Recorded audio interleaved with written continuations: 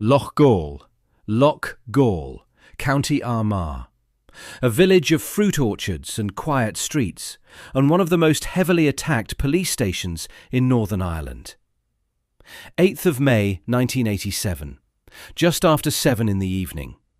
The station is part-time. It opens at 9, closes at 11, reopens at 5, closes at 7. The IRA unit knows the timetable.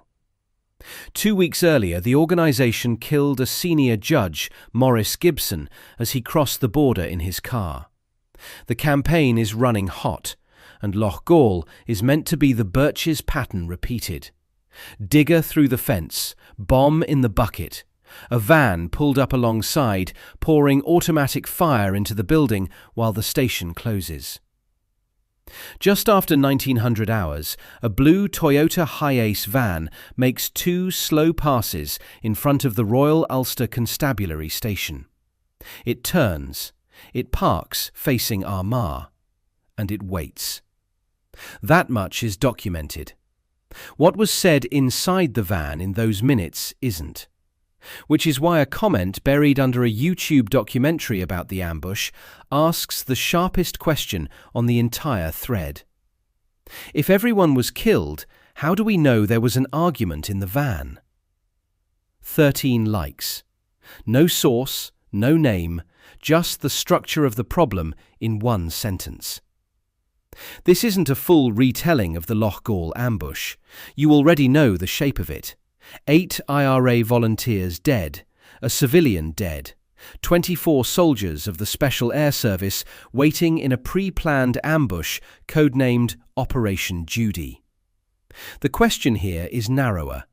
One detail: an alleged argument inside the van over whether to go through with the attack has been repeated in books, documentaries, and comment sections for decades. Who first said it happened, who supposedly heard it, and what does the record actually prove? Treat the claim like a piece of forensic evidence. Follow the chain of custody through 3 stages: the documented record, the attributed accounts, the broadcaster, and the court.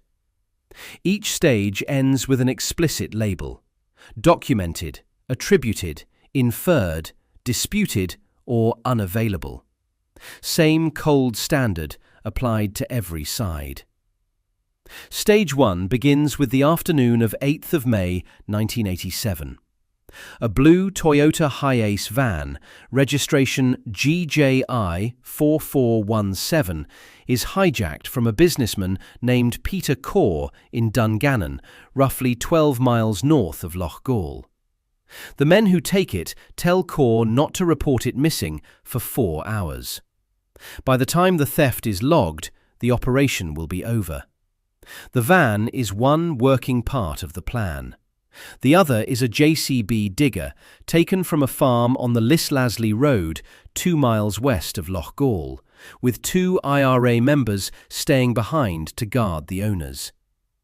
In the digger's front bucket sits an oil drum holding an estimated 300 to 400 pounds of Semtex wired to 2 40-second fuses. The attack team is 8 men.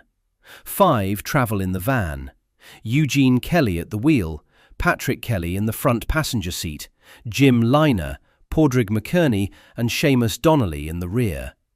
3 travel with the digger: Declan Arthurs driving, Tony Gormley and Gerard O'Callaghan alongside him. One source discrepancy worth noting before it bites anyone. Some casualty lists call Gormley Tony, others Michael.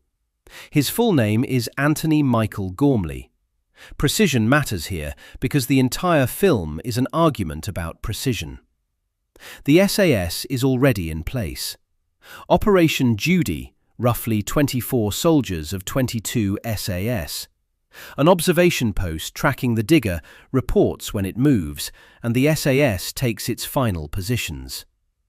The evening sequence itself is documented in multiple independent layers: the European Court of Human Rights judgment, police and soldier statements, the inquest record, and a Department of the Taoiseach memo dated 15th of May 1987. The soldiers reported a number of sightings of the blue HiAce van passing in front of the RUC station in both directions. The digger drives past, turns around and drives back. The van does the same. Then, at about 19:15, the digger accelerates at the perimeter fence. The fuses are lit. A man in blue overalls and a balaclava emerges from the rear of the van and opens fire on the station.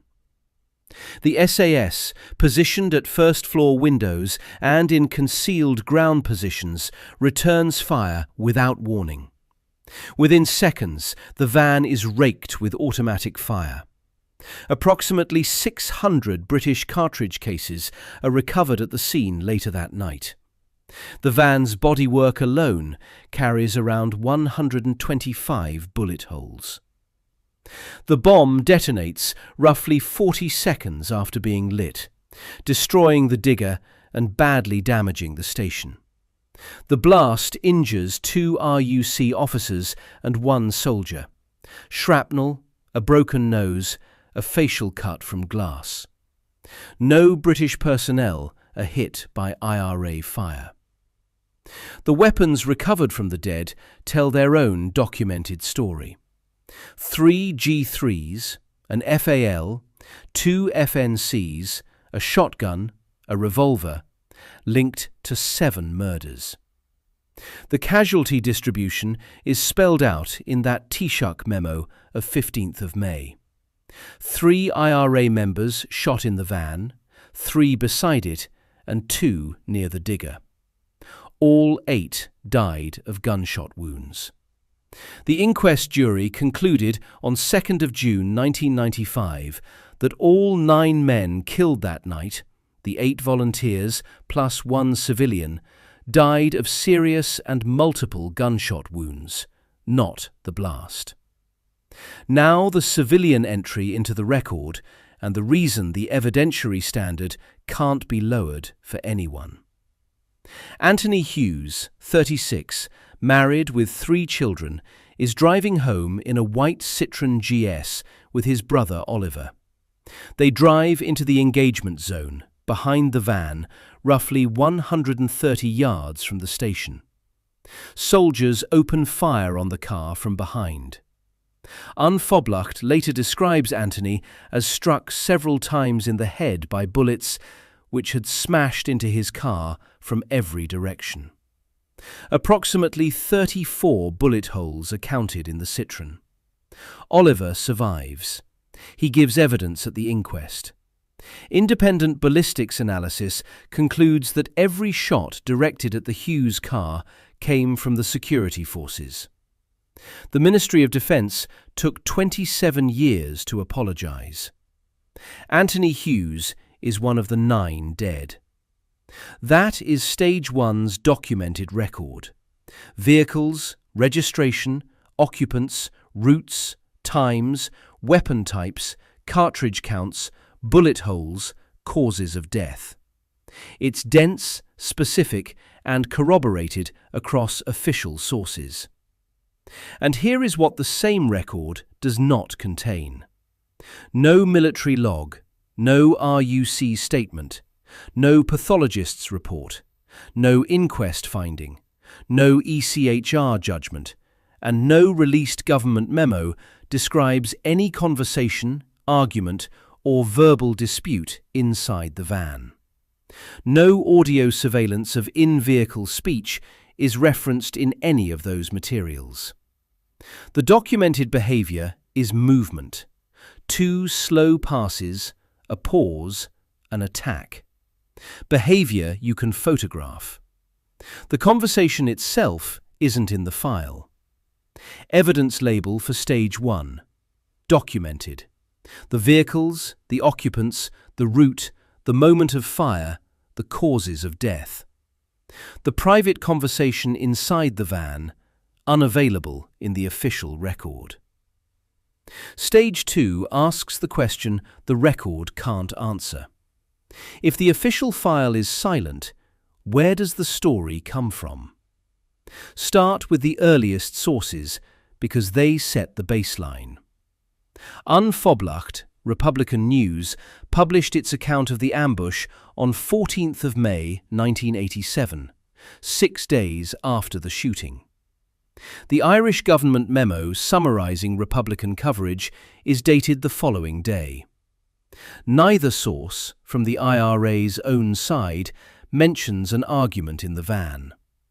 No dated origin for the story has been found in the published material examined for this film.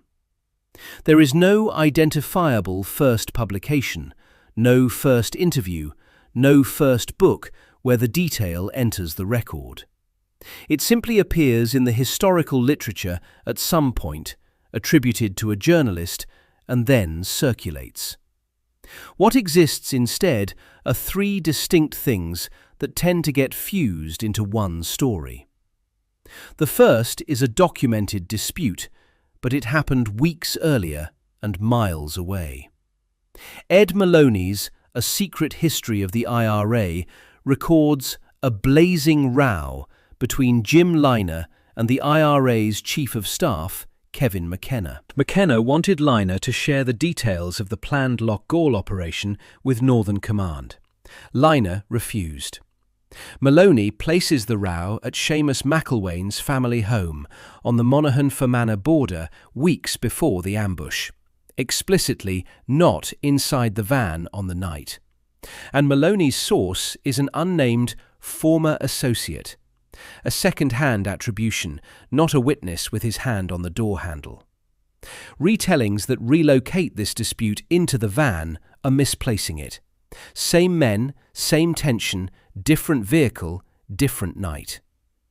The second thing is a claim of hesitation on the night itself, repeated across secondary narratives. A historical account of the ambush puts it this way.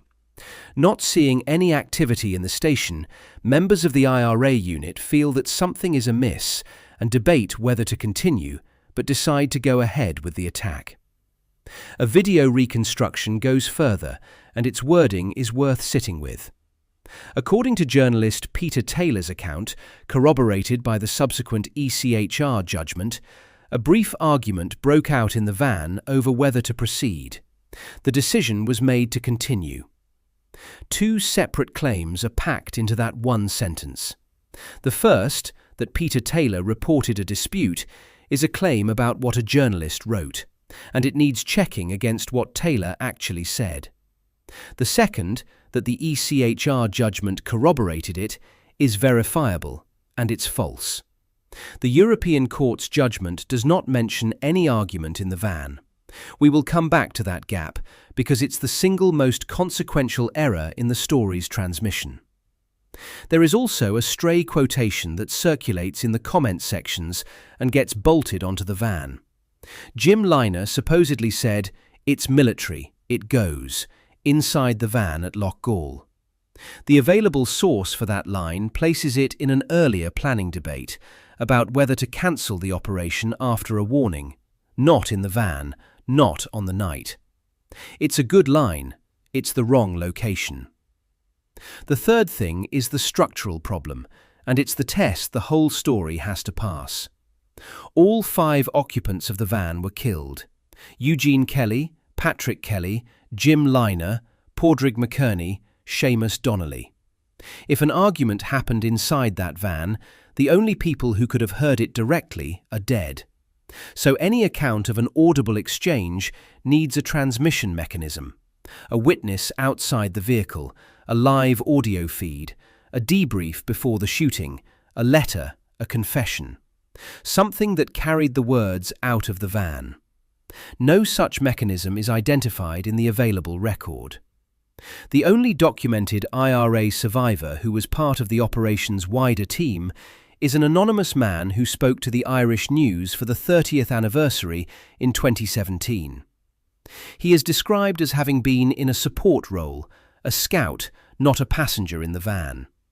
He describes driving into the village, seeing the SAS, seeing the bodies of his comrades at a distance, and being allowed to pass through the cordon. He does not claim to have been in the van. He does not claim to have heard an argument.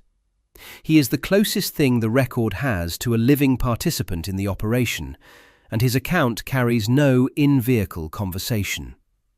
There is also the East Tyrone Brigade's own statement, published in An Phoblacht after the ambush, claiming that volunteers who shot their way out of the ambush and escaped saw other volunteers being shot on the ground after being captured. That assertion conflicts with the comprehensive fatality record and with the ECHR finding that all 8 IRA members died in the engagement. It's a claim that does not survive contact with the forensic record, which means the same skepticism applies in both directions. If the IRA's own escape story fails against the evidence, then the later pro-SAS narrative gets no free pass either. So, what is left in Stage 2? The documented vehicle movements, the 2 passes, the pause, are real. Labelling them hesitation is an interpretation, not a fact.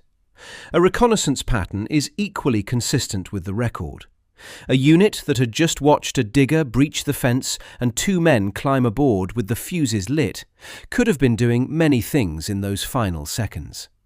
2 slow passes producing something is wrong could produce caution, or confirmation, or the mechanical rhythm of a drill they had run at Ballygawley and at the Birches before this. The Maloney dispute is documented but misplaced by retellings.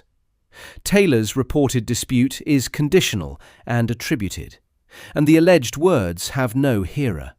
No direct witness inside the van is identified in the available record. The phrase is worth keeping exactly that precise, because it states what the record contains rather than what it lacks. Evidence label for Stage 2, attributed to secondary and journalistic accounts, inferred from observed vehicle movements. The exact words, undetermined. The identity of any direct hearer. No direct witness is identified in the available record. Transmission mechanism, undocumented. Stage 3 takes the 2 authorities most often cited as proof, the broadcaster, Peter Taylor, and the European Court of Human Rights, and checks what they actually said. Peter Taylor's reporting on the Troubles is the defining television history of the conflict. Provos, Brits, Loyalists, and the PBS frontline programme Behind the Mask, the IRA and Sinn Féin, reported in 1997. His transcript for that programme describes the ambush's climax in plain terms. The IRA men leaped from their van and opened fire. They were cut down in a hail of 600 SAS bullets. All 8 members of the IRA unit were killed. No argument in the van appears anywhere in that transcript. Taylor's van dispute appears in secondary summaries of his work, and the wording matters. The most widely circulated version reads, Patrick Kelly jumped from the passenger seat and, followed by others, immediately opened fire on the building, either to encourage the rest to resolve the dispute about going ahead with the attack, or possibly because this was the way previous attacks had begun. Look at the construction, either or possibly. The sentence offers 2 competing explanations for one observed action. One explanation references a dispute. The other references standard operating procedure. That is the grammar of inference, not the grammar of testimony. It reads like a journalist reasoning backward from Patrick Kelly's movement to a motive, not like a journalist reproducing a conversation he has verified. The exact phrase, argument in the van, isn't found in the primary Taylor transcripts examined for this film. The closest formulation, dispute about going ahead with the attack, is framed conditionally, and no later correction or clarification by Taylor about this specific detail has been found. Taylor's own evidentiary standards matter here because he is usually the first name cited. In the 2019 BBC documentary My Journey Through the Troubles, he made a second, separate claim about Lock-gall, that the SAS was tipped off by a member of the 8-man IRA unit who had been turned and who was then killed in the ambush. His exact wording, "They got the intelligence, I am reliably informed, from a source who'd been turned within the IRA active service unit." The informer, he said, had no option but to go ahead in the operation, and he was shot dead by the SAS. No name. Anonymous sourcing. Republican critics called it what it was, a claim resting on nameless, faceless sources. And Ed Maloney, the journalist who documented the pre-ambush row, was publicly doubtful, writing that the British would need to have kept that one a secret from all their other agents for obvious reasons. The informer claim isn't the van argument, but it establishes the pattern. A credible broadcaster, an unnamed source, a precise claim that can't be checked, which makes the second pillar of Stage 3 the more important one. Kelly and others versus the United Kingdom. Application 30054/96. Judgment delivered at Strasbourg on the 4th May 2001. The applicants were the next of kin of the 9 men killed at Loughgall. This is the case that gets cited as having corroborated the van argument, and the citation is wrong. The court found that the United Kingdom violated Article 2 of the European Convention on Human Rights, the right to life, in its procedural dimension. The investigation and the inquest had been inadequate. The soldiers, interviewed between 9th and 12th of May 1987 and referred to only as A to X, never gave oral evidence. Their written statements were read into the record at the 1995 inquest. The Director of Public Prosecutions had decided in September 1988 that no one would be prosecuted, and the families weren't told of that decision at the time. The inquest, the court held, didn't provide a proper, independent and transparent investigation. What the court didn't find is equally important. It didn't find that the killings themselves were unlawful. It didn't find that excessive force had been proved. It accepted the factual spine of the operation. The blue van passing the station in both directions, the man in blue overalls emerging and firing, the soldiers returning fire without warning, all 9 deaths from gunshot wounds. On the legitimacy of the operation, the judgment is narrower than either side's partisans tend to claim, and on the van argument, the judgment is silent. The words argument, dispute, debate, conversation, hesitation, none of them appear in connection with the van's interior. The court didn't adjudicate a private conversation between IRA members because no such conversation was before it. The phrase co-corroborated by an ECHR judgment that appears in secondary accounts overstates what the court decided. A court can corroborate the frame and say nothing about the painting. Corroborated can't automatically mean that every word, witness or narrative detail was independently confirmed. Evidence label for Stage 3. Taylor's reported dispute. Attributed, conditional, inference framed, with no named hearer.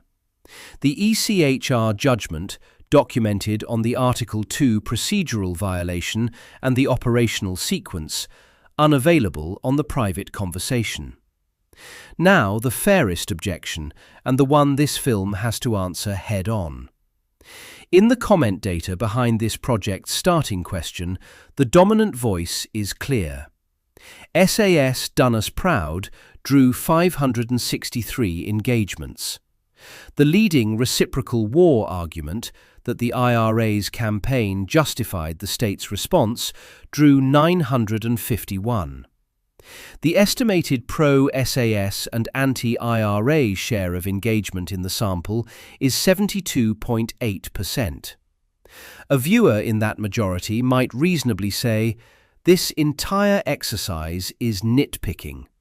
The IRA unit arrived armed, with a bomb in a digger and automatic weapons in the van, to attack a police station. Whatever was said inside the van, the SAS was justified. Picking at one unverifiable detail changes nothing. That objection is correct, and it deserves a plain answer. The documented record does not depend on the van conversation. The bomb was real. 300 to 400 pounds of Semtex in an oil drum wired to 40-second fuses. The weapons were real. 3 G3s, an FAL, 2 FNCs, a shotgun, a revolver, linked to 7 murders. The attack was real. The digger breached the fence, the fuses were lit, a man in a balaclava fired on the station. The Historical Inquiries team concluded in December 2011 that the IRA unit opened fire first, that the men couldn't have been safely arrested, and that the SAS was justified in opening fire. Whether a man in the back of the van said, "We should pull out," or said nothing at all, does not touch any of that. Uncertainty about this detail does not invalidate the operational rationale. Now apply the same standard in reverse, because symmetry is the whole method. The operation's popularity, the 563, the 951, the 72.8%, can't prove the accuracy of a private conversation. Popularity is sentiment. Sentiment isn't evidence. A comment with 13 likes can be right, and a comment with 951 likes can be wrong, because the likes aren't testimony. If the pro-SAS viewer does not need the van argument to justify the ambush, they don't need to defend its provenance either. And if a Republican viewer wants the argument to be true because it shows the unit hesitated at the last moment, they still need a source for it. 2 data limitations should be flagged, because a film about evidence has to be honest about its own. The quotation-level findings here come from only 50 supplied comments. The reported total number of comments on the source thread conflicts. 750 in one count, 1,438 in another. The 72.8% figure is an estimate drawn from that limited sample, not a census. It describes the audience that engaged, not what happened inside a van in 1987. One more contested point gets the same honesty. Who fired first remains genuinely disputed between sources. The HET concluded the IRA opened fire first. Republican and human rights campaigners argue the SAS initiated the shooting. This film does not settle that dispute, because it does not need to. The van argument is a separate question, and the two shouldn't be smuggled together. A viewer can believe the SAS was fully justified and still ask where the van story came from. Those positions aren't in conflict. And the reason the evidentiary standard has to stay exact is sitting at the edge of the engagement zone on 8th May 1987. Anthony Hughes wasn't a volunteer. He was a 36-year-old civilian, married with 3 children, driving home. His brother Oliver was shot 14 times and survived to give evidence.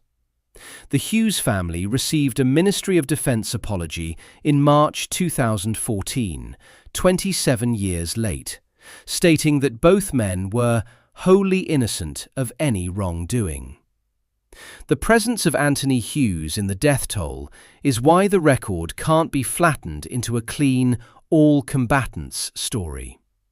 And it's also why the record can't be stretched to fit a preferred narrative. If the van argument can't be sourced, it can't be sourced. The civilian death does not change that, any more than it changes the operational question the other way. Precision is owed to all 9 dead. It's the only position that holds. Stack the labels, and the answer to the title question takes shape. Stage 1. The official record. Documented. Vehicles, occupants, route, fire, causes of death. The conversation in the van, unavailable. Stage 2, the first attributions. Attributed to secondary accounts, inferred from observed movements. The Maloney dispute is documented but misplaced. No direct witness inside the van is identified in the available record. Stage 3, the broadcaster and the court. Taylor's reported dispute, attributed, conditional, inference framed. The ECHR, documented on procedure, silent on the conversation.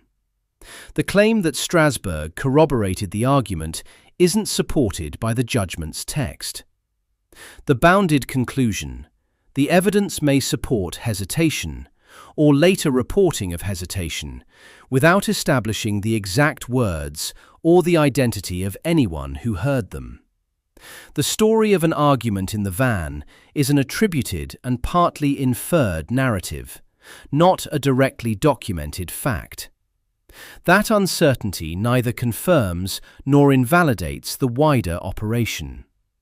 The ambush's rationale stands on the documented record, and the private detail stands unresolved. So who heard the argument in the van? The available record does not say. Every reconstruction starts somewhere, and the honest ones start by marking the line between what is proven, what is reported, and what is assumed. If you want more films that treat history like a crime scene rather than a highlight reel, subscribe. What does the record prove, and where does reconstruction begin?